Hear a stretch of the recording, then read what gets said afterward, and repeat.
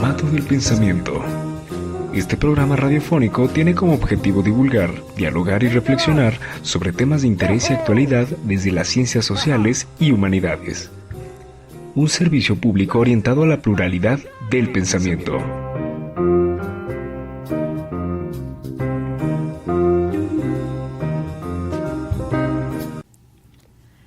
Bienvenidos a un nuevo episodio de Carromato del Pensamiento. En los micrófonos, Tania Arias y Jazmín Velasco. Te invitamos a que te subas a Carromato y dialogues con nosotras. Carromato es un carruaje que se instala para reflexionar. Es un momento para el pensar desde la pluralidad. Les recordamos que pueden escuchar el programa en Spotify, iTunes, iVoox y YouTube.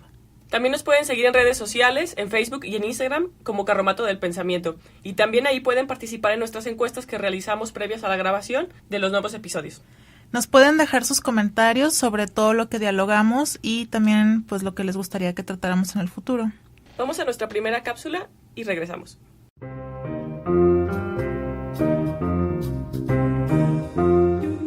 Los hombres están tan necesariamente locos que sería estar loco, con otra clase de locura. El no ser loco.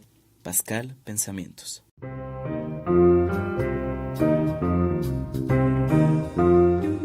Estamos de regreso en Carromato del Pensamiento. El día de hoy estamos continuando con la trilogía sobre el mal y la locura. Y en esta tercera y última parte vamos a hablar del tema de la locura. Como saben, solemos usar una encuesta digital y en esta ocasión 43 personas respondieron. La mayoría oscila entre los 15 y los 30 años de edad y 63% fueron mujeres, lo que pues nos da a pensar que las más interesadas en el tema de la locura pues pueden ser las mujeres. Y los resultados fueron los siguientes. Ante la pregunta de ¿en qué momento de la historia crees que la locura se consideró una enfermedad mental?, 9% dijo que en antigüedad, 40% en Edad Media, 26% en Renacimiento y 26% en la modernidad. Jazmín, han sido muy atinados en sus respuestas. Sí, la Edad Media parece que suele ser como la etapa más o poco agraciada de la humanidad. La están ahí ubicando con el mayor porcentaje. Hemos preguntado sobre en qué momento de la historia crees que la locura se considera más como una manifestación del mal, y sus respuestas han sido las siguientes. La antigüedad, un 30%. Edad Media, 51%. Renacimiento, 14%. Y modernidad, 5%. Sí, de nuevo, Edad Media se lleva todo el porcentaje, o bueno, la mayoría del porcentaje. Y ya en los datos históricos hablaremos que pues efectivamente es la Edad Media donde se asoció más la locura con la maldad. No lo dijimos en la pregunta pasada, ¿cuándo se consideró la locura como una enfermedad mental? A pesar de que dijeron que en la Edad Media, pues no es la respuesta más acertada, sino hasta pues casi los inicios de la psiquiatría, finales del siglo XVIII. Pero bueno, eso lo abordaremos más adelante. Sin embargo, lo que sí fue muy acertado es que entienden que la religión y la maldad se atiende de manera paralela y no la medicina. Así es. En la otra pregunta, ¿crees que perder la razón o la cordura es estar loco? A mí me gusta mucho esta pregunta. Uh-huh. Sí, contestó 26%, no 47% y no lo sé, 28%. Yo no sé, Jazmín, si tú respondiste la encuesta, pero yo la respondí esta vez. Ajá. Y no sabía qué poner, ¿sabes? No sabía si poner un sí o un no lo sé. Sí, bueno, es que es un poco ambigua porque ¿qué estamos entendiendo por razón o por cordura? Y bueno, yo hubiera puesto que sí, pero ya hablaremos más adelante que traemos un literato a Chesterton que nos va a decir que no y ya les diremos por qué. Por eso es que preguntamos después que si consideran que la locura es una enfermedad mental, lo cual dijeron en su mayoría, un 72% que sí. El 9% dijo que no y el 19% no lo sabe. Sí, sigue siendo complicado de poder afirmar. La siguiente pregunta fue, ¿consideras adecuada y efectiva la forma en que la psiquiatría se encarga de atender la locura? 9% dijo que sí, 42% que no y 49% no lo sabe. Estas respuestas son un poco impresionantes. Sí, porque creeríamos que pues la psiquiatría está muy bien colocada en sus métodos y en sus tratamientos, pero la mayoría de la gente no sabe si son efectivos y unos afirman definitivamente que no. Debimos hacer una pregunta abierta, ¿no? Para que nos comentaran. ¿Por qué no nos lo dejan en las redes sociales? ¿Por qué creen que no está bien atendido el tema de la locura desde la psiquiatría? ¿Creen que las personas locas deben estar aisladas de la sociedad en una clínica? 23% de las personas dijeron que sí, el 56% dijo que no y 21% no lo sabe. Aquí pues también es una pregunta difícil porque tal vez si no hemos tenido casos cercanos de familiares o amigos con algún trastorno mental que necesita hospitalización, es difícil como juzgar, ¿no? Si necesitan realmente estar aisladas, ¿por qué no mantenerlos en su casa con pues ciertas atenciones? Y bueno, es ahí que algunos dicen un 56, que es la mayoría del porcentaje, que no deben de irse a hospitales y estar aislados de su familia. Quizá a un familiar no le gustaría tanto la idea porque es muy cansado, es agotador atender a una persona con un problema mental. Sí, de hecho es un desgaste tremendo, tanto tenerlo en un hospital porque pues obviamente los tratamientos no son nada baratos. Si están en una institución pública, pues también la angustia de saber si están tratando bien a la persona, o si deciden quedarse con él en casa, pues es el desgaste también emocional y físico de cuidarlo y pues buscar que no haga algo que ponga en peligro a los demás, porque más adelante veremos por qué surge la clínica y por qué pues deciden aislarlas de la sociedad y rehabilitarlos en el mejor de los casos. Además podría ser un poco peligroso, ¿no? Por algún brote. Allí correría riesgo hasta la vida del familiar. Así es. También preguntamos, ¿crees que hay una delgada línea entre la locura y la maldad? Porque este fue como el principal propósito de hacer nuestra trilogía. El 9% dijo que sí, el 40% dijo que no y el 42% dice no lo sé. Si hemos relacionado el concepto locura y maldad, es porque a lo largo de la historia se han trabajado de manera paralela. Sí, en este episodio vamos a enfocarnos un poco más en ese vínculo que hay, pero desde el derecho, y cómo es que ciertos criminales pues pueden ser perdonados si tienen algún trastorno mental. Así es, o sus condenas son más bajas. Uh-huh. Y bueno, poniéndonos románticos, hemos preguntado sobre los elementos positivos de la locura. Sí, aquí muchas personas coincidieron en que la creatividad es uno de los elementos positivos.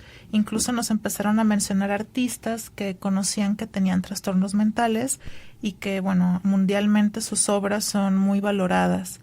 Y también algunas personas nos dijeron que la genialidad o el pensamiento poco común o ver las cosas de diferentes modos son otras de las cualidades de una persona que está loca, que de la misma forma que en la pregunta anterior no sabemos cómo se está interpretando la locura, fue como un término general que usamos y la persona lo interpreta, o los que contestaron nuestra encuesta lo interpretaron como creatividad, genialidad, inteligencia poco común, también expresión de emociones como entusiasmo, atrevimiento, alegría, que pues a veces se pueden considerar arranques de locura porque tienes que estar como ecuánime, o si te sales de esa ecuanimidad y puedes como resultar extrovertido pero a la vez maníaco, pues ya entonces estás loco, ¿no? Y aquí nos dicen que sí se puede, lo ven como algo positivo expresar este tipo de emociones. También otras personas lo interpretaron como una facilidad de conocer su propia naturaleza y también generar empatía por los otros. En programas pasados, cuando hablábamos del perfil del criminal, decíamos precisamente que carecían de empatía porque veían al otro como un simple medio u objeto para saciar sus deseos, mientras que aquí la locura está interpretada como una vía de autoconocimiento y también de generar empatía con los otros. Y también con una actitud un poco disidente, ¿no? Pareciera que se destaca esta rebeldía de la locura. Por allí recuerdo que había un resultado donde hablaba sobre que había una resistencia al sistema, no estaban conductualmente adaptados a las normas de una sociedad, a sus valores. Entonces eso gustaba bastante. Así es. Vamos a otra cápsula y continuamos.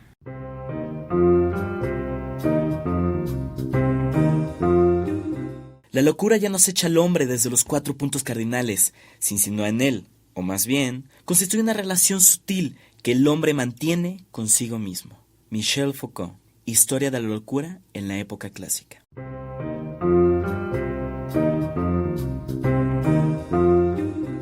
estamos de regreso en Carromato. El día de hoy estamos hablando sobre la locura y si escucharon el episodio número 7, donde comenzamos esta trilogía, recordarán que hablé sobre Thomas Hobbes y lo que comenté sobre Thomas Hobbes es que él decía que donde había locura había maldad y que se trataba de una cuestión de pasiones exacerbadas en los órganos o en la mente y que le faltaba equilibrio a estos órganos. Entonces aquí ya podemos observar que aunque todavía la medicina o la clínica, como se llama ahora, no tiene los estudios suficientes para poder estudiar las partes, los aspectos fisiológicos del sujeto, sí es cierto que ya hay muy buenas intuiciones sobre que algo sucede en cuestión de organismo que no está equilibrado y que por eso se llega a un estado de locura. Si tratamos como de definir la locura, y especialmente, como ustedes saben, en nuestro enfoque en Carromato es hacia la filosofía y las ciencias sociales, yo consulté el diccionario de filosofía de Ferrater Mora y buscando locura, bueno, aparecen varias páginas donde viene la historia por épocas en cómo se consideró este fenómeno. Y Ferrater nos dice que pues ha sido muy frecuente considerar a la locura como un delirio o un furor que se apodera durante un tiempo de un hombre o de una mujer y le hace hablar o actuar en formas distintas a las comunes y que bueno, esto resulta pues un comportamiento extraordinario.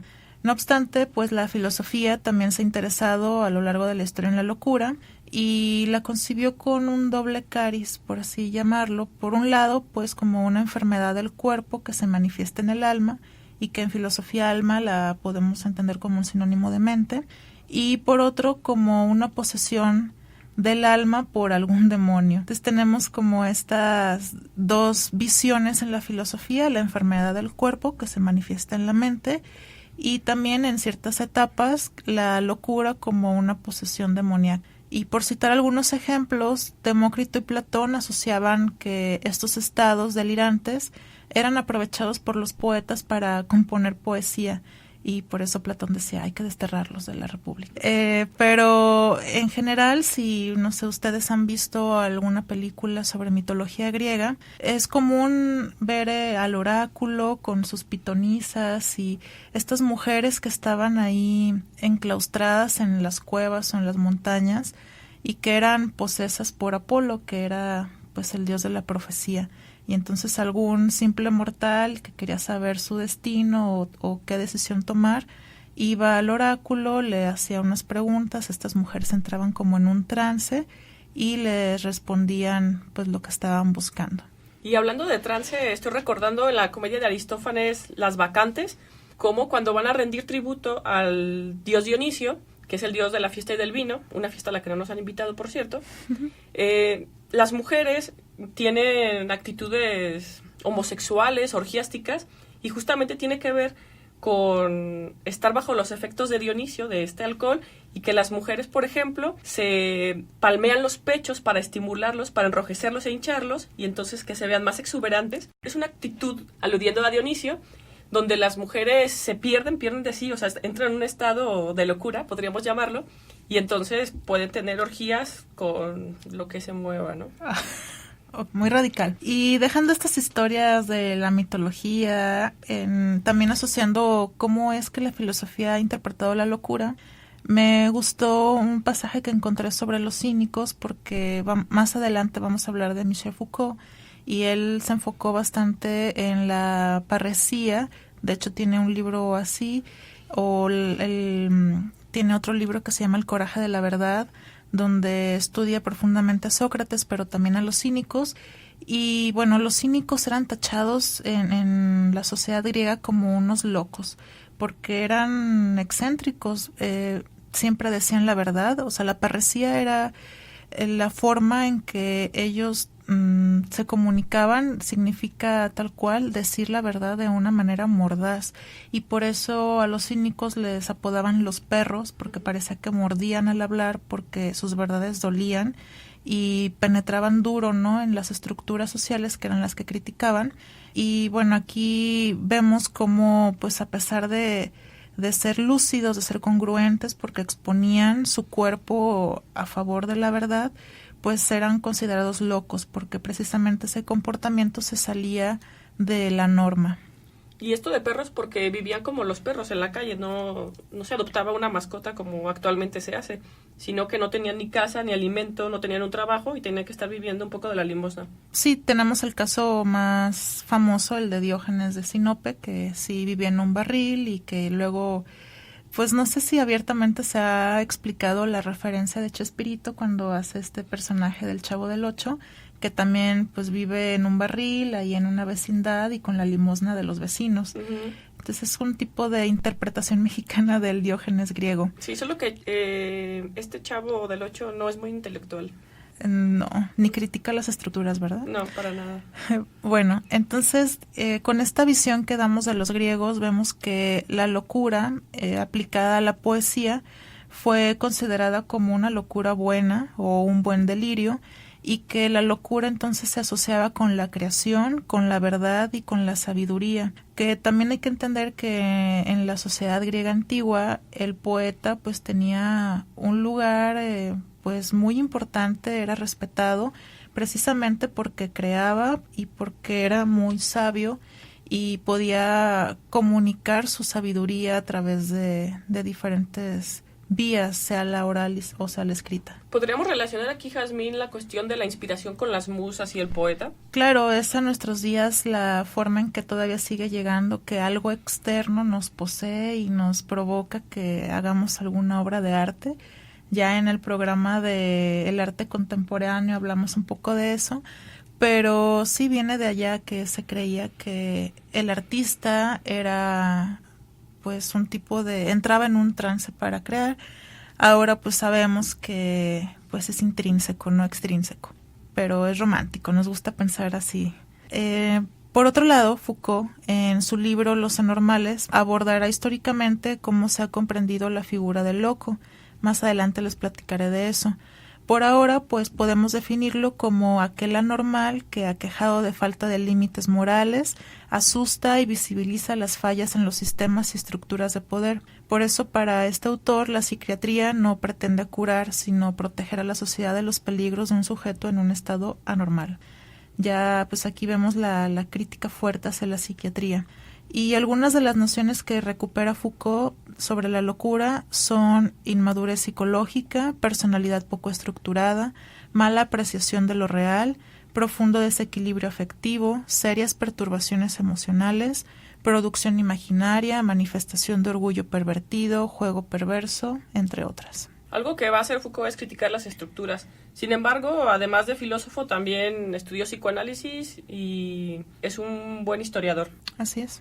Y yo lo que voy a decir de Foucault es que este pensador francés hace un recorrido, un estudio sobre la historia de la locura a partir de la Edad Media, y como muchos atinadamente identificaron la locura y su relación con el mal aparece en este periodo, pues Foucault va a detectar cuáles son estas características. Y él dice que cuando termina la lepra, ahora lo que les preocupa a esta sociedad es la locura. Y la locura va a ser una actitud que no va a gustar mucho y que va a buscar exiliarse al que está loco. ¿Y por qué? Porque va a despertar temor. Todavía no se entiende bien qué sucede con la locura. No se sabe si es una enfermedad, no se sabe si es un estado de posesión y por lo tanto no hay cura. Entonces, para proteger a la sociedad, como ya mencionaste tú, Jazmín, hay que proteger al grupo, a la mayoría. Es una posición ética, por cierto. El bien para el mayor común. Uh-huh. Y entonces lo que van a hacer es aislar al que está loco, como hicieron como aislaban a los que están en lepra, o como podemos ver inclusive en películas de terror, que hay un infectado y lo ponen en cuarentena, ¿no? Algo similar, pero aquí la cuarentena quizá dura 40 años, ¿no? Y bueno, esta locura, que no saben si es contagiosa o no, va a representar una gran amenaza para la sociedad, y entonces la locura pues se va a asociar con el mal. O sea, hay un mal en esta persona, no sabemos qué es, de dónde viene, si se cura, si no se cura, no sabemos cuáles son sus fuerzas misteriosas, solo sabemos que está loco y que no lo queremos cerca de lo social. Y en el siglo XV se creía ya que la locura se alojaba en el cerebro, ya hay un acercamiento. y más de algún ingenuo se quería extirpar la locura. Es decir, se creía que la locura estaba materialmente alojada en una parte del cerebro y entonces había que extirparla o sacarla. Y podemos observar una pintura de El Bosco donde se ve que unos charlatanes lo que hacen es abrirle el cerebro a una persona y como si buscaran una amígdala, por ejemplo, ¿no? La amígdala, y entonces la quieren extirpar. Esta pintura se llama La Piedra de la Locura y en realidad la persona que está extrayendo la locura es un estafador y lo que hace El Bosco es una crítica, ¿no? Sobre cómo hay charlatanes que ni siquiera, porque no se sabe exactamente qué es la locura, solo se entiende que está alojada en la mente, pero ya la quieren extirpar. Y en realidad lo que saca este charlatán en la pintura del Bosco es una flor de la cabeza, y lo cual simboliza, es como una alusión a la lujuria. Esa es la interpretación que se da de esta pieza. Distintos historiadores del arte han como tratado de ver el simbolismo, ¿no?, de esta flor. Y en esta pieza también hay una mujer con un libro en la cabeza. Y esto alude a la falsa ciencia, o es una crítica a la falsa ciencia o a creencias distintas del cristianismo. Es decir, hay un montón de charlatanes que todavía, aunque no se sabe qué es la locura, tratan de buscar remedios, como lo podemos ver ahora, ¿no? Ponte mantequilla serenada en la rodilla y se te quita el cáncer. Bueno, hay quien lo hace y es un poco lo mismo, es el equivalente. No se sabe qué sucede y hay personas que siempre se aprovechan de estas circunstancias. Y bueno, vamos a poner en nuestras redes sociales esta imagen de la Piedra de la Locura para que la vean y la puedan observar. En este siglo XV se entiende entonces que la locura está situada en el cerebro y es el que rige una conducta insana, pero se va a creer que está materializada. Y la relación razón y locura tienen una estrecha convivencia. Es decir, si tienes locura, pues pierdes un poco de razón. Aquí ya no se habla tanto de mal. De hecho, cambiamos de siglo y ya se puede ver que han cambiado también los valores y las interpretaciones. Por el contrario, en el Renacimiento no se esconde la locura y se trata como una experiencia cósmica que será ocultada en los precedentes siglos hasta la llegada, por ejemplo, de Goya y de Van Gogh.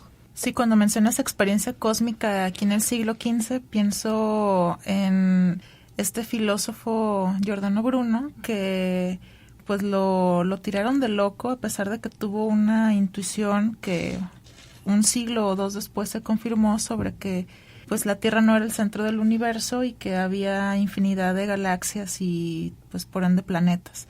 Entonces lo tacharon de loco y lo orillaron a que fuera, bueno, primero lo excomulgaron y después lo encarcelaron varios años para después morir en la hoguera. Y tenemos un montón de ejemplos así en la filosofía de que alguien que se sale de las interpretaciones establecidas, entonces es un loco. Y sigue sucediendo en la realidad, ¿no? Claro, pues es precisamente como cuestiona el sistema de creencias y las verdades que se tienen por absolutas en ese momento, pues hay que invalidarlo poniéndole la etiqueta de loco, ¿no? Antes de analizar con sus fundamentos. También hace rato que hablabas del Bosco y cómo utilizan el simbolismo de la flor y del libro. Me acordé de una película que seguramente la han visto porque es muy famosa, se llama Atrapados sin salida, con Jack Nicholson, que por cierto le quedan muy bien ese tipo de papeles, que realmente su título en inglés es One Flew Over the Cuckoo's Nest. Es como el que se sale del nido, o sea, el loco es aquel que se sale del nido y va en contra pues de las verdades establecidas, y quienes la han visto pues recordarán que el personaje es un crítico de la psiquiatría que no está loco, sino que convenientemente le interesó hospitalizarse para salvarse de unos problemas laborales, y ahí empieza a platicar con los otros pacientes y se da cuenta que pues unos están ahí por injusticia, otros porque pues sí tienen algún trastorno mental, pero que los tratamientos son inefectivos. Y bueno, no quiero dar spoilers para las personas que lo quieran ver, pero lo que hablaba sobre extraerse la locura porque se ha identificado que está en el cerebro, pues la lobotomía es una práctica común que muchos años la psiquiatría utilizaba para extraer supuestamente la locura. Sí, para personas que eran homosexuales o que querían cambiarse de sexo, por ejemplo, también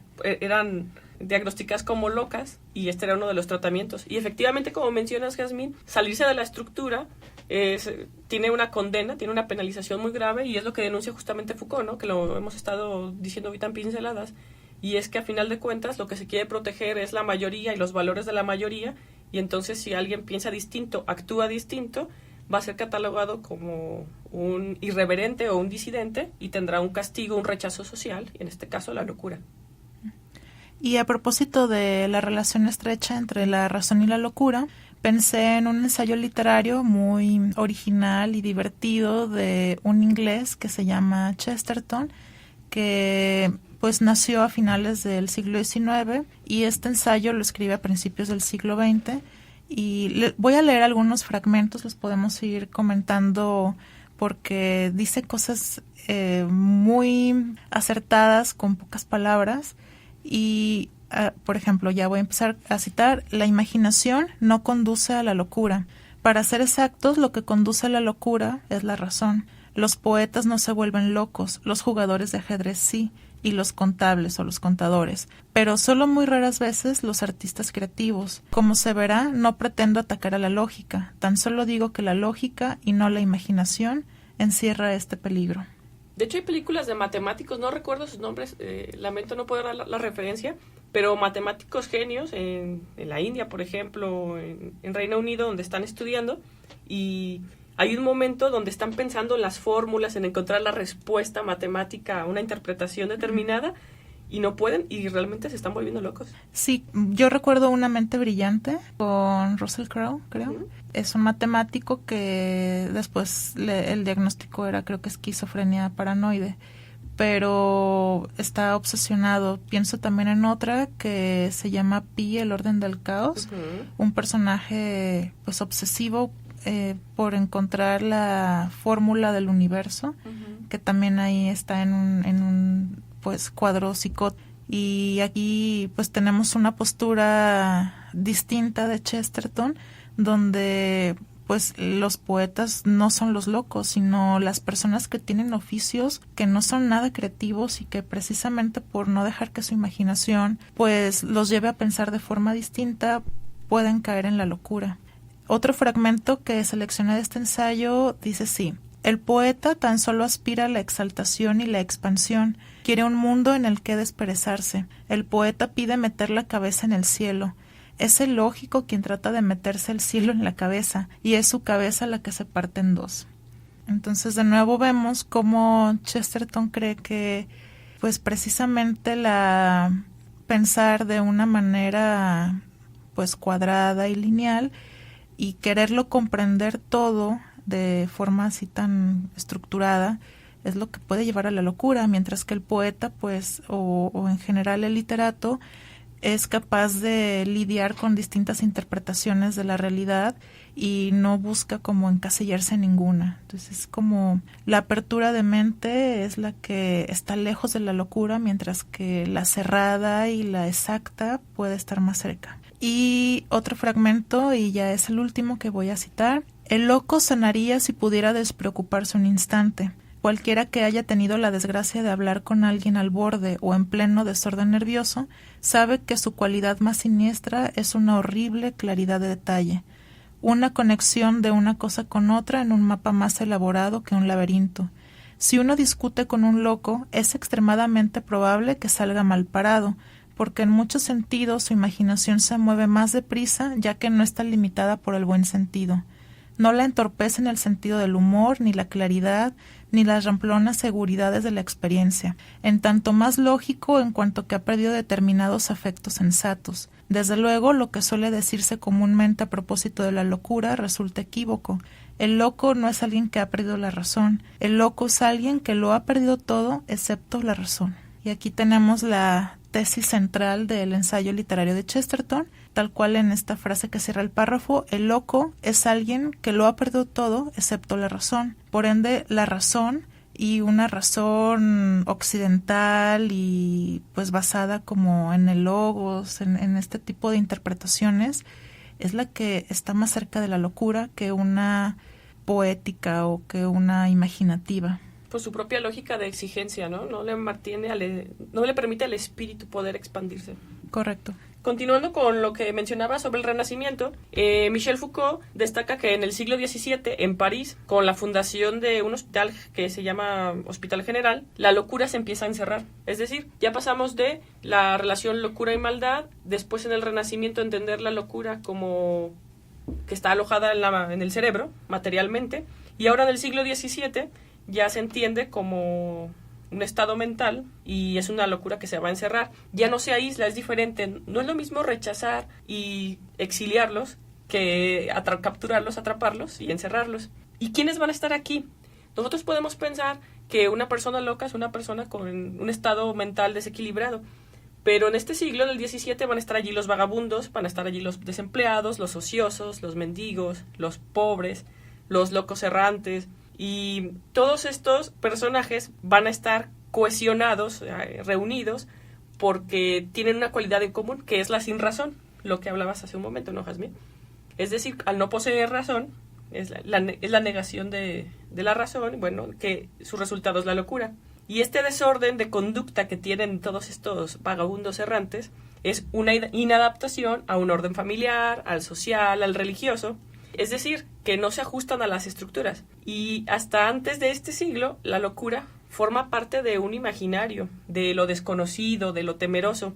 Pero en el siglo XVIII ya es como objeto de atención para el orden social burgués. Es decir, todos los que dominan y controlan la sociedad francesa, bueno, recordemos que Foucault es francés, lo que van a hacer es, como dice Pierre Bourdieu, las estructuras de poder las van a ejercer aquellos que tienen el dinero o que están agrupados en situaciones donde pueden ejercer, ¿no? Estas situaciones de control. Y lo que va a suceder es que todas estas personas que he mencionado se vuelven víctimas de control social, de un control social burgués. Y para Foucault, estas acciones forman parte de una utopía burguesa. Queremos lo bonito, no queremos a estos vagabundos. Y desaparecen a los marginados y a aquellos que no van a desarrollar un orden moral establecido. Es decir, aquellos que no tienen esta conducta aceptable para una sociedad van a ser rechazados y ahora van a ser capturados. Y la locura, entonces, en este momento empieza a ser una cuestión de orden público. Esto es que no solamente la burguesía va a ser la que los va a estigmatizar, sino que también el mismo pueblo común y corriente los puede señalar, los puede denunciar, y entonces, pues, ya la justicia atenderá estas denuncias y los capturará. Y el loco, como es que no tiene razón, es el sin razón, no es más que el equivalente a que tiene una enfermedad mental, ¿no? Y aparece ya entonces el concepto de enfermedad mental. ¿Por qué? Porque es escandaloso, es perturbador, le genera vergüenza a la familia, todo lo contrario a lo que puede suceder ahora, que es una preocupación. Y en este momento de la historia, pues ya el loco se vuelve vergonzante, familiarmente, emocionalmente, socialmente, y se va a querer separar. Lo que no significa, generalmente, que al encerrar a este loco se le va a atender o se le dé un tratamiento terapéutico, ¿no? Simplemente se le aísla, es una prisión, ¿no? Y sin embargo, en este momento, ya el médico comienza a tener una participación en el estudio de la locura y va a tener una autoridad para juzgar la locura de un individuo. Y lo que destaca Foucault de este aspecto es que el yo es juzgado a través del no yo. El no yo es el médico y juzga a un yo, es decir, uno mismo no puede decir qué es lo que le sucede o plantear su situación, ni defenderse, sino que va a ser otro el que me va a asignar si tengo razón o si vivo en la sin razón. Y bueno, las imágenes del loco en sociedades disciplinares y con el nacimiento de la clínica y de las instituciones, de la sociedad y de aquellos que determinaban cuáles eran las estructuras de poder y quiénes eran los que se salían del sistema, pues van a practicar un encierro masivo para todos los que están locos. Como si ahora tomáramos a los indigentes y dijéramos, pues es que este indigente no trabaja como el capitalismo marca y está estorbando, hace feo y lo quitamos y lo encerramos. Y para la segunda mitad del siglo XVIII y para principios del siglo XIX, la locura ya se va a entender desde una óptica quizá un poco más antropológica. ¿Cómo es esto? Pues se va a entender como una alteración de las facultades humanas. Es decir, ya no solamente como la clínica, sino es como desde su antropos, desde su humanidad. Y aquí el loco ya no es contagioso de una enfermedad, no es como la lepra. La población está a salvo y el loco se vincula más con ciertas prácticas sexuales y con la muerte. Entonces aquí el loco quizá está más cerca de estos adjetivos que nos comentaron las encuestas, como que de pronto es disidente, creativo, que no sigue una norma social. Un claro ejemplo es el Marqués de Sade, que si no lo han leído deberían hacerlo, que es un libertino y un libre pensador, y entonces como no se ajusta a la estructura, lo que van a hacer es encerrarlo. Hay una película, no sé cómo se llama, no sé si tú sabes, Jazmín, cómo se llama. Letras Prohibidas la pusieron en español, pero en inglés es Kills o Quills. Y allí podemos ver cómo el Marqués de Sade, para nada loco, bastante cuerdo, grita en su encierro, en su prisión, todas las verdades que no se dicen o que no se ajustan a los cánones de una sociedad. Y bueno, por otra parte, en la Revolución Francesa, las estructuras del encierro se van a reconfigurar, además porque van a tener menos espacio. El loco recibe cada vez más una mirada científica y se le va a relacionar ya con cuestiones de crimen. O sea, entonces aquí va a haber una relación de crimen-locura, que de hecho es lo que estábamos revisando los capítulos anteriores, ¿no? Sobre todo en el pasado, con estos asesinos seriales. Uh-huh. Y entonces el mal va cada vez abandonando un poquito más este sentido de locura, y va a ser el crimen, o entendiendo el crimen como el mal, como una expresión, ¿no? Una relación. Y entonces, bueno, aquí ya la locura se entiende como maldad, y el loco es encerrado no solamente para aislarlo, pero también es encerrado para estudiarlo. Es decir, ¿qué es lo que le sucede? Ya sabemos que no contagia, ya lo podemos estudiar, pero para estudiarlo lo van a estar provocando. Y esta es la parte quizá poco ética, y es que lo van a estar estimulando, amenazando, humillando, vigilando, para detonarle estadios de locura y entonces poder analizar cómo responde, un poco conductismo, ¿no? Y con la intención de observar sus respuestas y poder hacer una interpretación médica de cómo atender este tipo de males. Y bueno, es entonces que en el siglo XIX nace la clínica. La clínica es el sanatorio, es la medicina que se centra totalmente en el estudio de la mente, o lo que conocemos como un hospital, pero un hospital psiquiátrico. Pero antes de hablar sobre cómo se reconfigura la ciencia moderna, vamos a una cápsula.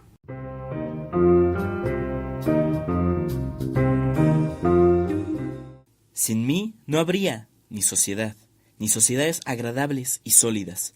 Ni el pueblo soportaría largo tiempo al príncipe, ni el amo al criado, ni la doncella a su señora, ni el maestro al discípulo, ni el amigo al amigo, ni la esposa al marido, ni el arrendador al arrendatario, ni el camarada al camarada, ni los comensales entre ellos.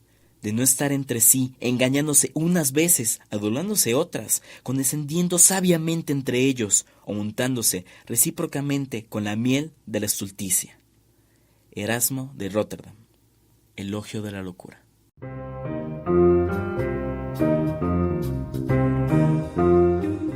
Regresamos a Carromato, les recordamos nuestras redes sociales, nos pueden escuchar en Spotify, iTunes, iVoox y YouTube, y también nos pueden encontrar en Facebook e Instagram. Entren y déjenos sus comentarios. Al inicio del programa hicimos una pregunta sobre cuáles son o por qué creen que la psiquiatría no es eficiente al tratar la locura. Déjenos ahí sus explicaciones para poder conocer mejor sus posturas. Y seguimos dialogando entonces sobre la locura, su historia y el inicio de la clínica. Sí, nos quedamos en el siglo XIX y cómo se reconfigura o cómo se entiende la locura en este momento de la historia. Y bueno, al respecto, yo sé, Jazmín, que tú eres más leída sobre estos temas. ¿Qué es lo que sucede ya con la clínica en el siglo XXI? ¿Cómo se reconfigura la lógica? ¿Sigue siendo el mal y lo criminalístico una relación o aparecen nuevos factores? Definitivamente hay una relación y no pueden estudiarse separadamente, se tiene que hacer un grupo pues de especialistas. En el caso, por ejemplo, de un crimen que se esté interpretando que fue causado por una persona con un trastorno mental, entonces definitivamente tiene que haber un psicólogo perito, un psiquiatra, pues un grupo de especialistas en la mente para poder dictaminar si efectivamente fue así, porque sabemos que pues hay muchos criminales que inventan esta locura y pueden actuar muchos meses o años algún trastorno mental, entonces tienen que ser evaluados desde diferentes ángulos. Pero bueno, antes de llegar a estas conclusiones del siglo XXI, quiero retomar a Foucault en su libro El nacimiento de la clínica, porque pues él nos muestra que para comprender la conducta normal, y claro, entre ellas la locura, pues es necesario comprender la estructura de poder de la sociedad, porque como tú decías hace rato, son los burgueses los que tienen esta posición económica o el poder adquisitivo quienes van a determinar lo que es normal y lo que no lo es. Entonces aquí Foucault se centra pues que en la tradición médica del siglo XVIII la enfermedad se presenta al observador de acuerdo con síntomas y signos que pues ya están asociados con el cerebro y que es necesario pues que sean estudiados. Como bien decía, se les encierra no solo para proteger a las personas, sino para estudiar pues la etiología de la enfermedad. Y bueno, los unos y los otros, es decir, los síntomas y los signos, se distinguen por su valor semántico, así como por su morfología. Ya no solo se está entendiendo que los problemas mentales no solamente se van a manifestar en el cuerpo visiblemente, sino que hay signos que tienen un significado más profundo, incluso que el signo puede estar representando otra cosa que no es. Y es cuando los médicos empiezan a ver la enfermedad mental de otra manera. Y bueno, la formación del método clínico está vinculada a la emergencia precisamente de la mirada del médico en el campo de los signos y los síntomas. Por ejemplo, recordaremos en la historia del psicoanálisis cómo Freud, que era médico neurólogo, empieza a trabajar en la clínica con Charcot y Breuer y empiezan a analizar las afasias, pero también las histerias de conversión. Y ahí hay una sintomatología en el cuerpo, pero que es un signo que de fondo trae toda una historia y cómo la persona resignificó en un órgano un problema afectivo. Y ahí, bueno, Freud con la hipnosis y con pues el psicoanálisis primitivo, por llamarlo de una forma, en sus albores, empezó a interpretar la locura de otra forma. Estás hablando de somatización.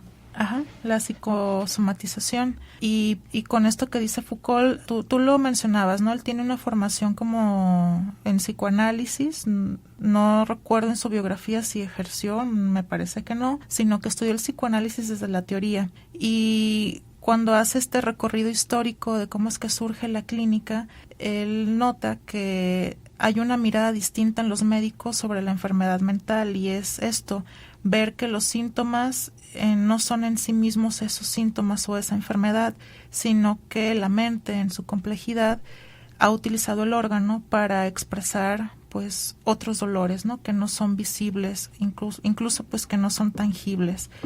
Aquí pues me gustaría reflexionar o traer a la mesa pues los límites para comprender la mente y sus fenómenos, que sigue actual, ¿no? Este problema, ya estamos en el siglo XXI, esto pasó a principios del siglo XX, finales del siglo XIX, y todavía el psicoanálisis, que ha estado en crisis los últimos 50 años, necesita la información de la neurociencia para poder seguir vigente y proponer nuevos tratamientos. Esto nos habla en general pues de que como raza humana tenemos dificultades todavía para interpretar la mente y especialmente la locura. Y bueno, si no tenemos esas respuestas aún, ¿qué significa? ¿Que los psiquiátricos deberían de desaparecer o tratar diferente a los enfermos?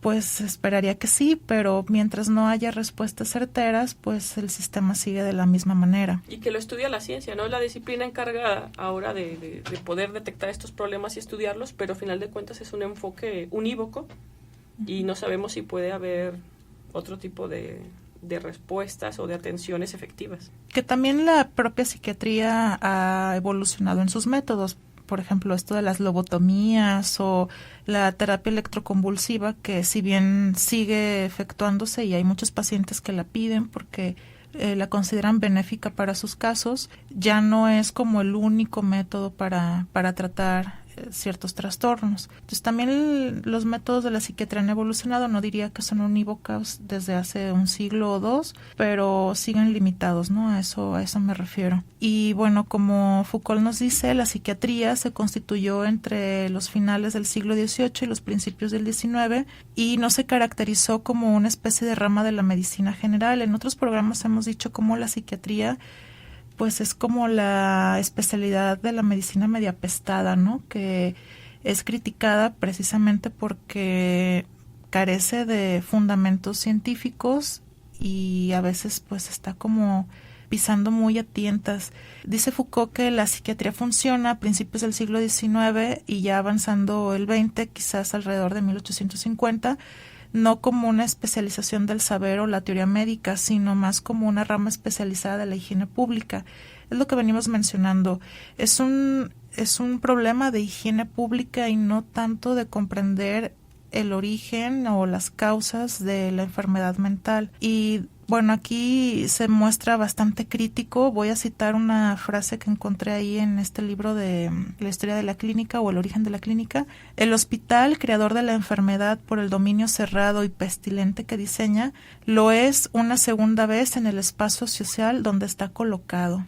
Como aquí nos dice un montón de cosas. Para empezar, que el sistema hospitalario crea la enfermedad y además la crea para mantenerla cerrado y esto se vuelve poco eficiente, ¿no? Le dice pestilente. Y la perpetuación de este campo asegura el beneficio para muchos, por ejemplo, porque hubo unos movimientos en los 90s y todavía recientemente hay unos que se denominan antipsiquiatras porque están promoviendo pues que este sistema desaparezca o se convierta en otra forma de trabajar la enfermedad mental, pero no han sido muy fructíferos, puesto que farmacéuticas, los mismos psiquiatras que cobran pues sus honorarios bastante altos o los mismos tratamientos en hospitales pues se vendrían abajo y de qué van a vivir si se está cuestionando el sistema. Y bueno, al colocar a un enfermo en un hospital se convierte en una carga doble para la sociedad. Esto es como la otra vista de cómo funciona. Se supone que es un problema de higiene pública, pero a la vez sigue siendo incómodo porque es una carga para la sociedad, porque parece que nuestros impuestos van a beneficiar a asistir a estos enfermos que pues no producen nada en la sociedad, sino que solamente son pues asistidos y viven de los impuestos. Y también para la familia pues es una carga fuerte, no solo económica sino emocionalmente. Hace rato que hablabas de la vergüenza y de cómo en ciertos siglos tener un enfermo mental en la familia era motivo de vergüenza y de ocultamiento. Esto es vigente. En muchas personas no van a admitir que su familiar está enfermo, entonces lo mandan a internar a otra ciudad y nunca lo van a visitar. Y bueno, pagan su mensualidad, ¿no? Las familias que tienen esa posibilidad. Conocí otras en la clínica donde trabajé, se escuchaban muchos casos y conocí a las familias donde tenían en un cuarto pequeño de la casa encerrado a la persona con la enfermedad mental y era terrible. Como tú dices, es un problema ético, pero también la realidad es que es muy difícil costear los tratamientos. Y por otro lado, además de que se oculta o se encierra lejos de la ciudad o en la misma casa, pues no es algo que se hable, ¿no? Es un tabú decir que tenemos un familiar con una enfermedad mental. Por otro lado, Foucault en el libro de los anormales, pues ahí nos invita a hacer un recorrido y una comparativa entre el estrecho vínculo que hay entre las instituciones médicas y las jurídicas, señalando que estas tecnologías de poder utilizan discursos en común, especialmente al momento de castigar los crímenes y diagnosticar lo que veníamos mencionando. Y lo que el psiquiatra propone en ese momento, y tal vez hasta nuestros días, no es la explicación del crimen o de la enfermedad en sí, sino lo que hay que castigar y que entonces mandar a que el aparato judicial intervenga. Estoy recordando, a propósito de justo la idea anterior, sobre que se aislaba al loco. Hay una película de terror italiana, se llama Castle Freak, donde el hijo está deforme, no está loco, pero acaba un poco en la locura, y la madre, que es una madre soltera, no se sabe por qué, vive en un castillo italiano precioso, pero lo lleva como a las profundidades del castillo y lo encierra bajo llave y le da de latigazos. Pues es un monstruo, ¿no?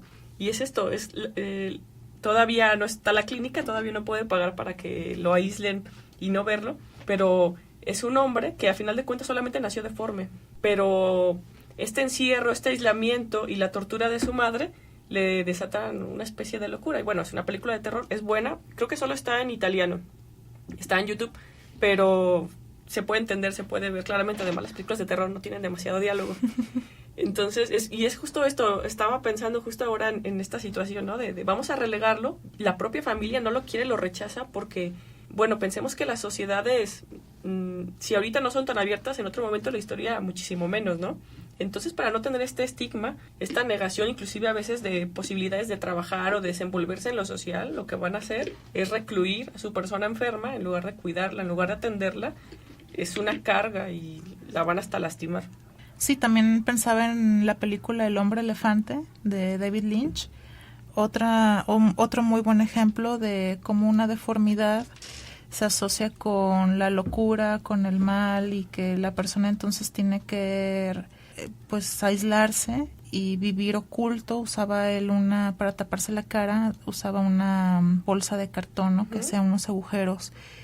Y para evitar la humillación, ¿no? También soy en el espectáculo, pero no soy. Y a propósito de Guillermo del Toro y su exposición, hay una referencia a una película que se llama Freaks, donde distintos personajes trabajan en un circo. Uno tiene un enanismo, lo típico de la mujer bigotona, etcétera, etcétera. Y entonces estas personas solamente pueden ser visibles en ciertos espacios sociales que son aceptados porque la sociedad tiene un morbo para poder acudir a ellas. Y que los humillan, es humillante como pues su dolor principal es motivo de risa para otros, ¿no? Uh-huh. O interés. Es el bullying capitalizado. Sí. Bien, ahora sigo hablando ya pues de ejemplos. De Foucault hace una clasificación en su libro de los anormales nos dice que hay 3 figuras de anomalía: el monstruo humano, el incorregible y el onanista o masturbador. Estos casos que mencionábamos, el hombre elefante o todos los personajes que el mismo Frankenstein, que en la literatura hay muchos de esos, entrarían en este del monstruo humano, porque él nos dice que esta clasificación combina lo imposible y lo prohibido. O sea, lo que naturalmente debería de ser imposible y lo que socialmente está vetado, ¿no? Como el tabú. Y significa que estas personas transgreden los límites naturales, las leyes, lo civil. Y por poner ejemplos, ¿no? Hermafroditismo, hermanos siameses, deformaciones. Y aquí ya empieza a colocar al criminal, el cual voy a desarrollar más adelante. Este es en el que me quiero centrar, de la clasificación de los anormales. La segunda clasificación es el incorregible, que este es, en el mejor de los casos, el resultado de que se ha civilizado o normalizado al monstruo. Entonces, surge luego de que el monstruo acata las leyes, ¿no? O las instituciones, tras la introducción de técnicas disciplinarias como las del ejército, las escuelas y los lugares de trabajo, así como los procesos de domesticación del cuerpo y del comportamiento. Les enseñan entonces a aprender qué es lo que está prohibido como método de descalificación del individuo, o sea, humillándolos tal vez, castigándolos en el cuerpo para luego desatarse sin medida en la práctica del encierro. Pueden castigar a los que son ladrones de mano armada o simples hurtos, hasta los que son violentos, vándalos o hasta los asesinos de forma impulsiva, hasta una variada panoplia de perversiones, abusos y violaciones. Este incorregible dice que es el más común y en el cual pues sí hay métodos para insertarlo de nuevo en la sociedad, pero ya veremos que en el caso del criminal, cuando no acepta las normas de las instituciones o de la sociedad, pues se va a quedar siempre como un monstruo. El incorregible pues es aquel al que le dan electroshocks o le ponen en cámaras de tortura y a través del castigo en el cuerpo tratan de modificar su comportamiento, pero es a través del miedo al dolor, que es interesante pues cómo se asociaba eso para cambiar una conducta o una perversión que no es tangible y no está visible en el cuerpo, entonces castigo el cuerpo. Están hablando de sumisión a final de cuentas. Claro. Es lo que se puede ver en la película de La chica danesa, donde un hombre se siente mujer, se quiere cambiar de sexo y en la clínica le dicen, le dicen a la esposa que es la que lleva al marido, dicen su esposo está enfermo, necesita electrochoques, ¿no? Y la esposa lo saca corriendo y dice, pues le van a atacar el cuerpo y el problema va a seguir ahí. Bueno, el problema entre comillas. Claro. Y en el tercero de la clasificación es el onanista o el masturbador. Aquí está interesante porque sabemos también que Foucault y su historia de la sexualidad y cómo se enfocó en el problema de la masturbación, porque él dice que pues es un secreto universal, pero que todo el mundo lo hace, ¿no? Y que es un tema tabú porque no se habla. Y bueno, este tipo de conducta también implica un disciplinamiento de la familia moderna, es decir, influida por la moral cristiana y por la idea de familia que se tiene en la sociedad como un núcleo central donde su principal propósito pues es procrear, ¿no? Y continuar la sociedad.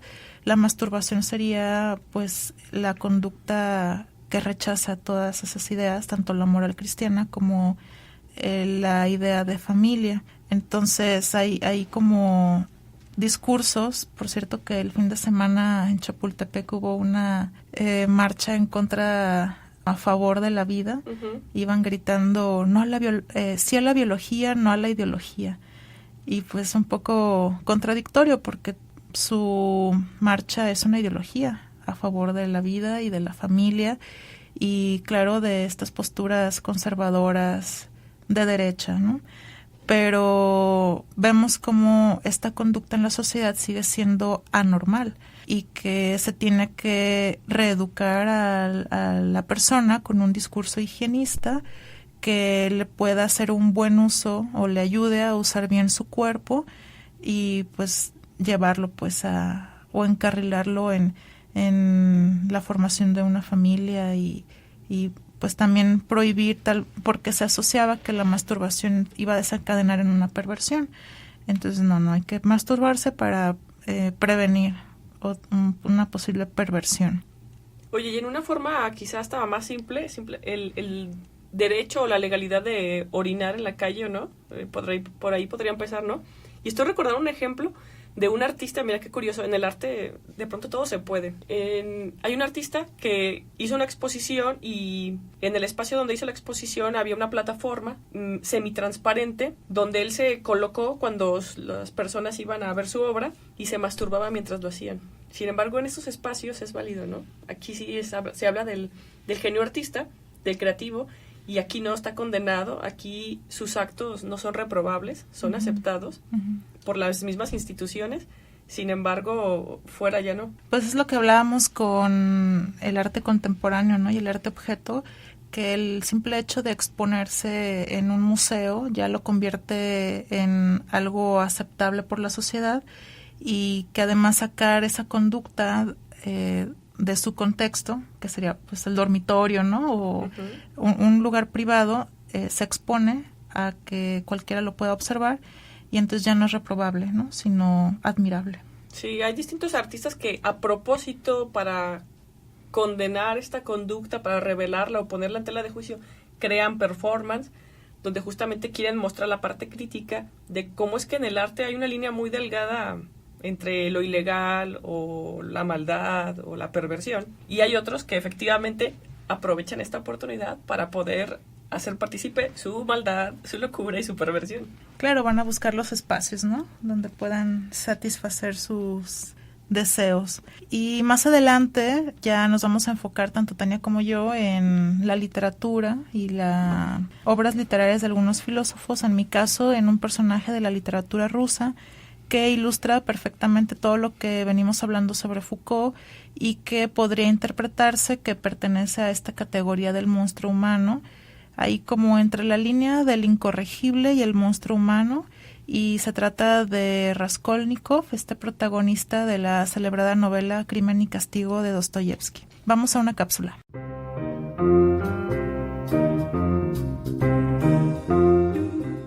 He aquí la lección de la sabiduría. No es razón razonable, sino un gramo de locura. Frederick Gross. Para Carromato el pensamiento, Ben Orozco.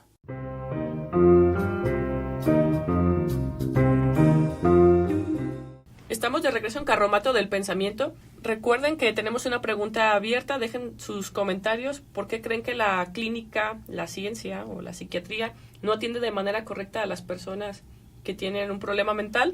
También déjenos sus comentarios en las redes sociales. Estamos en Facebook y en Instagram y nos pueden escuchar en distintas plataformas: YouTube, iVoox, iTunes y Spotify. Nos encontramos entonces hablando sobre un poco la conexión entre la literatura y la locura. Y bueno, la locura, como ustedes nos han comentado en las encuestas, no necesariamente ha sido considerada con un enfoque obligatoriamente negativo a lo largo de la historia, sino que también ha tenido grandes pensadores que han reivindicado la figura del loco como un espacio de lucidez, de soltura, de genio, dentro de esta característica de el loco. Yo quiero mencionar al famoso Erasmo de Rotterdam. Es un pensador que contrasta la imagen de la locura con una visión costumbrista, religiosa. Esta pieza literaria es creada en 1511 y solamente fue escrita en un día, 2 días, no recuerdo exactamente. Y la escribió Rotterdam con su amigo Tomás Moro en su casa. Yo estaba ahí, ¿no es cierto? Esta obra es el espejo verdadero de la naturaleza, como lo es la conciencia crítica. Dice que es la razón que se burla de sí misma. Es una forma relativa de la razón, lo que se muestra en este texto. La locura es pariente lejana de Sócrates. Están haciendo aquí una apología de nuevo, además de Platón, que observa a los locos que se toman en serio. Y es una locura catártica, como la que tiene el Quijote, ¿no? Es una locura curiosa, juguetona, interesante, que se sale del dogma para poder mostrarnos otra realidad que también necesitamos ver. Y la razón no está libre de todo compromiso con la locura, por el contrario, debe seguir los caminos que ésta le señala. Es decir, la razón es como el poema de Parménides, no sé si lo han escuchado o leído. La vida está conducida por un carruaje y los caballos son uno blanco y uno negro, ¿no? Entonces es un poco una alusión a esta dialéctica, donde la locura y la razón deben mediar nuestra vida, ¿no? Y un poco lo que mencionabas, Jasmine, hace un momento, sobre los aspectos positivos que tiene esta locura. Y bueno, es un camino que, aunque no conduce a la sabiduría final, es decir, la locura no nos conduce a la sabiduría final, sí tiene puntos de lucidez. Y se trata de una locura sabia, que tiene conciencia crítica de su ser y del mundo que lo rodea. Cuando hacemos una apología de la locura, ahorita que estamos empezando a destacar ciertas cualidades, no queremos que se malentienda la noción o la idea de que hay personas que necesitan un tratamiento. Estamos hablando como de esta locura que tiene un punto crítico, que se sale de la norma para poder ajustar la represión que puede haber en una sociedad o para poder crear. Y así como Erasmo de Rotterdam, estoy pensando, por supuesto, en Nietzsche y en su personaje de Zaratustra, de Así hablaba Zaratustra, y anoté una pequeñísima frase, una oración prácticamente, donde dice Zaratustra, cuando baja de las montañas y llega al pueblo más próximo, y les dice a los que están allí en la plaza, les enseño al superhombre. Él es este rayo y esta locura. Entonces justamente el superhombre, el disidente del sistema, el nuevo hombre que puede transformar lo que está mal en una sociedad, tiene un rasgo de locura. Y la gente que lo escucha dice, bueno, pues este es un loco, ¿no? Este es un saltimbanqui. ¿Qué hace aquí? Y bueno, que este loco es un superhombre y es un nihilista, ¿no? Y ahí está su locura, en ser este nihilista que rechaza los valores que ya estaban instaurados en una institución. Jazmín, ¿qué nos cuentas al respecto de la literatura y la locura? Me quedé pensando en Zaratustra y cuando leí esa novela había una escena que me parecía muy triste cuando Zaratustra, después de haber estado en reflexión allá en la montaña, baja a la plaza principal a darles pues de la conclusión, ¿no?, a la que él ha llegado. Y ya desencantado de que lo tiran de loco y de que pues nadie lo está escuchando, hace así como alusión a la Biblia en un pasaje que dice: el que tenga oídos que escuche. Y pues sí, el trabajo de Zaratustra fue ignorado, no fue profeta de su tierra, sino que dijo: después de 100 años me van a entender. Y creo que ya pasaron esos 100 años y seguimos sin aplicar muchas de sus conclusiones bastante sabias en algunos aspectos. y que es triste que este tipo de loco, el que tiene una propuesta y da pues tal cual una estrategia para cambiar lo que está mal en la sociedad, pues sea ignorado y muera en la ignominia, ¿no? Que la única interpretación que tuvo fuera usada justamente al contrario, ¿no? Para el nacionalsocialismo. Uh-huh. Mal interpretada. Mal interpretada y vendida por su hermana. Sí. Bueno, ahora quiero hablar de una de las novelas más grandes de la literatura universal, Crimen y Castigo, de Dostoyevsky, escrita en 1866. Y tal cual como su nombre lo dice, trata de la relación entre la culpa y el castigo y la idea de la fuerza redentora del sufrimiento humano. Es una obra que nos lleva a reflexionar pues la moral de la época y pues también la conciencia de lo poco que conocemos la mente. Su protagonista, interesantemente, es un joven estudiante de Derecho que se llama Rodia Raskolnikov, que es acosado por la pobreza y por la humillación de no poder sostener a su familia nuclear. Y entonces empieza a concebir el asesinato de una vieja usurera, porque recuerdo que él tiene pocas pertenencias, ¿no? Y todas las empeñó, incluso un reloj que era muy preciado para él, porque creo que era regalo de su familia, y se lo lleva a esta usurera. Y bueno, al conocerla se da cuenta que es una mujer nefasta, que humilla a las personas que va, los trata mal y que está ahí atesorando dinero y ni siquiera lo utiliza. Entonces él planea robarle dinero y joyas y bueno, al hacerlo, que es de una forma terrible, alguien lo descubre, una persona que iba pasando ahí por el departamento de la usurera y también pues la mata para que no haya pues testigos. Huye sin apoderarse de lo que iba buscando, o sea, de la impresión de los hechos, porque él hizo toda como una justificación de las vidas que tenían valor y las que no, y bueno, la usurera para él no tenía valor y mató a una inocente, que después lo dice, sí, mata a una inocente, y esto es lo que más lo perturba, porque pues fue casual, ¿no?, que iba pasando por ahí. Entonces el protagonista intelectualiza y justifica el asesinato de la vieja, poniéndole valor a su vida, concluyendo que como le ha causado daño a otros, él mismo puede infligirle daño a ella, ¿no? Y Rodia entonces clasifica a los hombres en dos categorías, los vulgares y los que son superiores, como el superhombre, ¿no? Uh-huh. Aunque aquí es como otra interpretación, ¿no? Raskolnikov pues era un tipo inteligente y bueno que protesta contra la injusticia social y desea la muerte de los seres nocivos a sus semejantes, pero no es un deseo de muerte que viene desde la perversión o el goce en el mal, sino en la crítica de las injusticias sociales. Y bueno, lo más importante de la obra no es el acto violento en sí mismo, sino este clima moral que se construye de las justificaciones para hacer el mal. Se cuestiona el tabú de no matar desde una perspectiva individualista y que, bueno, se va a colocar más allá de las normas religiosas y jurídicas. Aquí hay mucha relación con lo del superhombre de Nietzsche, porque el superhombre es aquel que está más allá del bien y del mal, tanto de lo moral como de lo jurídico, y empieza a interpretar la naturaleza humana de otra forma. Entonces, sin apegarse ya al viejo orden moral cristiano, entonces para Raskolnikov el infierno es uno individual, no uno metafísico. Y lo voy a citar en un fragmento de la novela, dice: el hombre extraordinario tiene derecho a autorizar a su conciencia franquear determinados obstáculos solo en los casos en que lo exija la realización de su idea, que puede a veces ser de utilidad a todo el género humano. Pues ahí es una intelectualización, ¿no?, de cómo es que se permite el asesinato. Lo que nos recuerda en otra obra de Dostoyevsky, de los hermanos Karamazov, esta frase que ha pasado a la historia: si Dios ha muerto, entonces todo está permitido.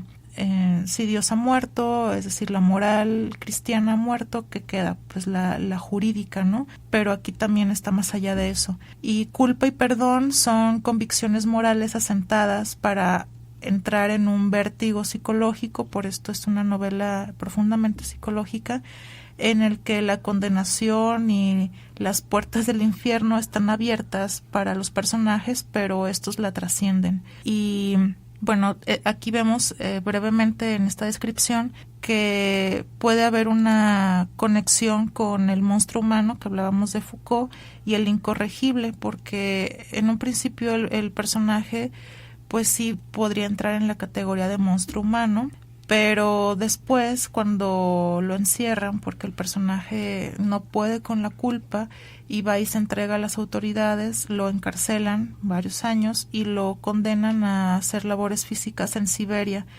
Y también la moral cristiana entra porque alguien le regala una Biblia para que la revise, y digamos que de ser monstruo el personaje pasa a ser incorregible y estar en ese proceso de reinsertarse en la sociedad asumiendo pues esa moral y esas leyes. Nada más para hacer como referencia a tu frase de si Dios ha muerto todo está permitido, se retoma de Dios ha muerto lo han matado los hombres de Nietzsche, ¿no?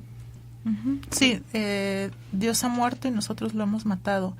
Aunque, bueno, ahí también en la interpretación de la moral, no tanto a la figura metafísica. Sí, a lo teológico. Uh-huh. Yo quiero hacer 2 referencias a propósito, no la tenía pensadas, pero recordando la referencia que haces de Dostoyevsky, que Edgar Allan Poe tiene 2 personajes que atienden a la locura, en El gato negro y en El corazón del Ator.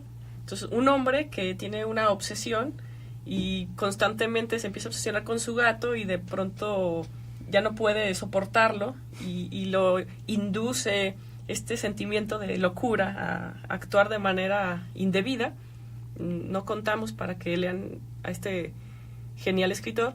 Y por otro lado, El corazón del Ator, que es un hombre que no soporta a su amo, ¿no? Que es como es un trabajador iba a decir un esclavo, no es un esclavo, es un...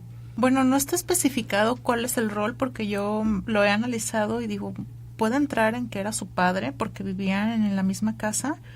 Podría ser su padre, podría ser su jefe, pero era una relación como muy íntima, ¿no? Porque sí. Tenía acceso hasta su dormitorio y convivían en los mismos espacios. Entonces yo siempre me he decantado por la opción de que era su padre y de que estaba obsesionado con el ojo de buitre que tenía su padre.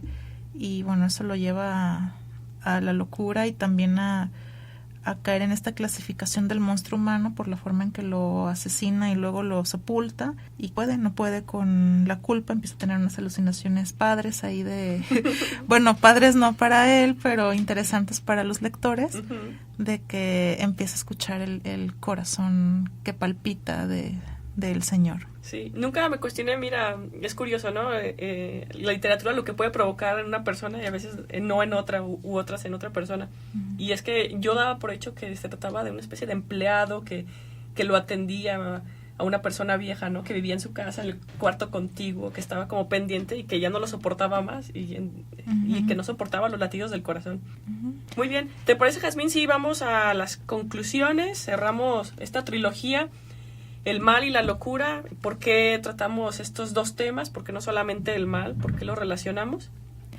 Sí, en este programa específicamente sobre la locura, me gusta concluir con la invitación que hacen los cínicos de utilizar la parresía para cuestionar las estructuras de poder, que algunas, casi todas, están anquilosadas, para comprender la mente y por lo tanto tratar a la enfermedad mental. Entonces, ¿por qué no volvernos un poco cínicos y cuestionar, pero cuestionar con propuesta, no solamente quedarnos en la crítica, para buscar nuevas interpretaciones de la locura, de su tratamiento y del lugar que tienen en la sociedad los enfermos mentales, que pues si viviera Foucault diría que no ha cambiado mucho de cómo él lo veía históricamente y en el siglo XX. Y también conectándolo con los otros programas que hablábamos sobre la maldad y la pregunta específica que hicimos en la encuesta sobre la delgada línea que hay entre locura y maldad, pues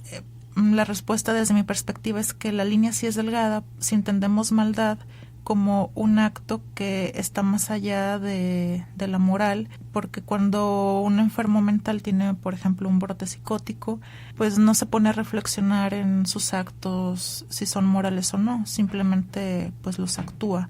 Entonces, en ese aspecto, sí la línea es muy delgada, y también creo que de tener un perfil criminal y de estar como en esta categoría del monstruo humano, como dice Foucault, también es fácil pasar al otro lado, ¿no? Si no es que ya se está ahí, porque desde el momento en que se está concibiendo un crimen y hacerle daño al otro, pues ya estamos en un terreno de una personalidad antisocial y claro, perversa. Entonces sí, yo no creo que hay que separar los dos fenómenos, sino verlos como en íntima relación, y también pues ver que la literatura clásica, como es el caso de este realismo ruso o naturalismo ruso, son una puerta para comprender la mente. Por ejemplo, en las facultades de psicología, yo creo que deberían de tener una materia tal cual donde se analicen personajes de la literatura que dieron pie a teorías psicológicas, porque el mismo Freud pues estudió a los griegos y de ahí pudo extraer teoría, o bueno, generar teoría.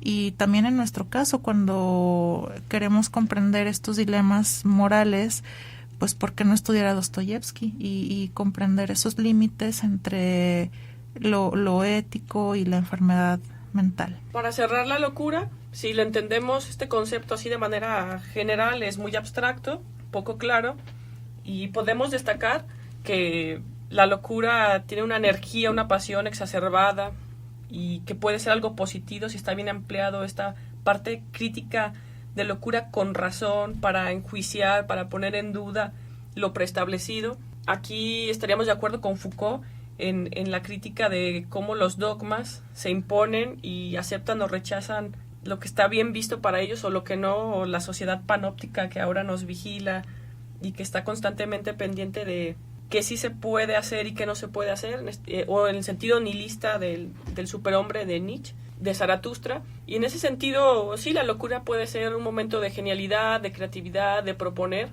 y en su justa medida. Sin embargo, también es importante destacar que, por supuesto, la ciencia es la medida de momento más exacta o más oportuna para atender qué es lo que pasa con esta locura. Es decir, nosotros transeúntes comunes y corrientes podemos tener algo de locos, pero no necesariamente vamos a estar en un tratamiento porque la medida está equilibrada. Sin embargo, sí es importante que no nos quedemos como con la imagen de Foucault de que el loco es el relegado nada más, ¿no? O sea, obviamente es un sujeto que puede ser peligroso para su propia familia, necesita una atención, un tratamiento terapéutico, y afortunadamente ya casi no se utiliza tratamientos invasivos, agresivos, ¿no? Y bueno, con relación al mal, mencionabas tú, Jazmín, en el episodio pasado que la medicina, los genetistas están todavía buscando este gen del mal, ¿no? Y por supuesto que la locura y el mal guardan una relación. Se puede estudiar desde distintas disciplinas, desde la teología, desde la medicina, desde la literatura, y a final de cuentas la ciencia es un método de verificación bastante acertado muchas veces, y tiene que ver qué es lo que pasa con aquel que hace el mal, ¿no? Si se trata de una cuestión solamente ética o moral, o si se encuentra con particularidades fisiológicas, con respuestas cerebrales, neurológicas, que hay que estudiar y hay que ver qué lo llevó a actuar de determinada manera. Y bueno, hemos terminado nuestra trilogía. Propónganos si les gustaron este tipo de episodios, si quieren otro tipo de secuencia de capítulos, nos lo dejan en nuestras redes. Y muchas gracias por habernos acompañado. Gracias a la Universidad del Valle de Atemajac por prestarnos cabinas para grabar. Gracias a Fernando, que nos apoyó el día de hoy en los controles. Gracias a Rapiña por la elaboración de nuestra imagen para las redes sociales. Esperamos sus comentarios sobre este capítulo y su participación en nuestra próxima encuesta, que sabemos que suele gustar bastante. Hasta luego. Nos vemos.